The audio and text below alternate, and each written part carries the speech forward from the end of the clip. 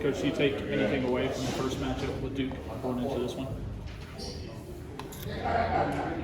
Nah, we lost 4 in a row and they won 7. You know, that was a while ago. Blueprint is there. We got to go execute the game plan. We have to, first thing first for me, going there, we got to withstand the first 4 or 5 minutes, okay? The second thing is we got to do a better job of taking away the 3. You know, I've told guys, and I've said this to anybody who listen, threes beat you, 2s don't. You know, so you got to do a good job of taking away the 3. You got to do a good job of sprinting back in transition. You know, the one thing about Duke that I've always said is they're not trying to trick you. You know, it's a meat and potatoes team, and at the end of the day, it's going to end with a ball screen with one of their really good guards and Filkowski. So, you know, that's what you're looking at. So we got to be prepared. I think although the task right now with us losing 4 in a row, there's probably a lot of people that think we're gonna go in there and not get it done. But I truly got a lot of faith in this group of guys, and we've responded in the past. So I don't have no doubt that we'll respond tomorrow. Does taking away the 3s, does that come with buying into the scouting report and paying attention to who's going to be shooting those 3s? It always has. Yes, it is. It always has. And you know, last couple games we haven't bought into it, and we've given 2 teams that had 2 hot 3-point shooters coming in, you know, wide open looks. And we got to do a better job with that. It's one thing that drives me crazy is when you got, you know, guys that's who they are, that's what they do.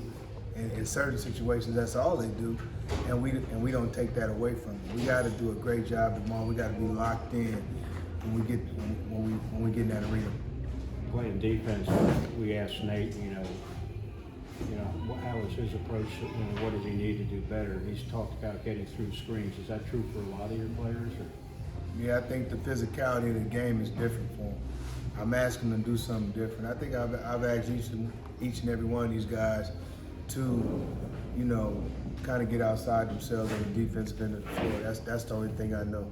I've been fortunate and I've been lucky. I've been around some of the better defensive teams in the country, you know, as an assistant and even when I was in the pros as a coach. So I really take pride in being a really physical team, and by nature, that's not some of these guys. And yes, we got to adjust and we got to tweak some things, but at the end of the day, and you got to be able to look your man in the eye. You got to be able to get over ball screens. You got to get that top leg over. You got to keep fighting. You know, you might have to make 5, 6, 7, 8, 9 efforts in one possession if that's the case to get it done. But that's a part of it, man. That's a part of winning. You mentioned Duke winning 7 in a row. Have they done anything different, or are they still maybe just connecting on more shots and playing more? I mean, at some point, you know they were gonna get better. I mean, obviously we played them early. And you knew that they would get better as the season went on. You know, they were new to each other. You know, Proctor got injured, he's back. They're working him back in now. So I mean, you knew that they were gonna get better. So I didn't expect them to the second time around to be the same team that they were the first time around. Again, we got to be locked in, and they are playing well. They're coming off a big win at Pitt, and you know, again, game plan driven. We got to stop. We got to stop that 3-point shooting. We got to get back in transition. We got to rebound the ball way better.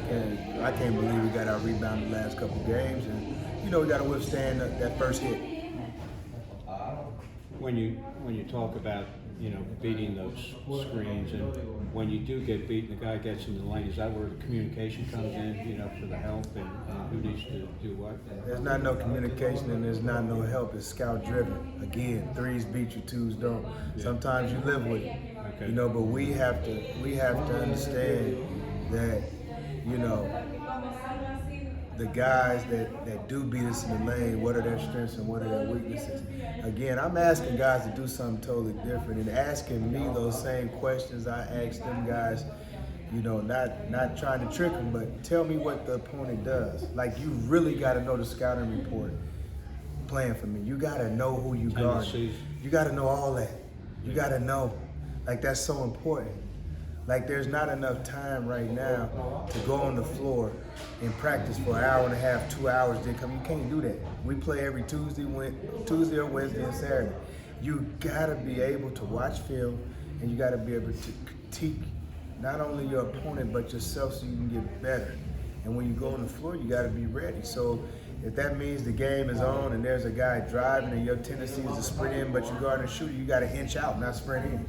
If it's a non-shooter that you're guarding, you can sprint in and help because that's what we're living with. And so I think that, that's the way, I've learned the game, that's the way I coach the game. And so to me, every bit of physical part of what we're talking about, I'm just as big on the mental part of the game.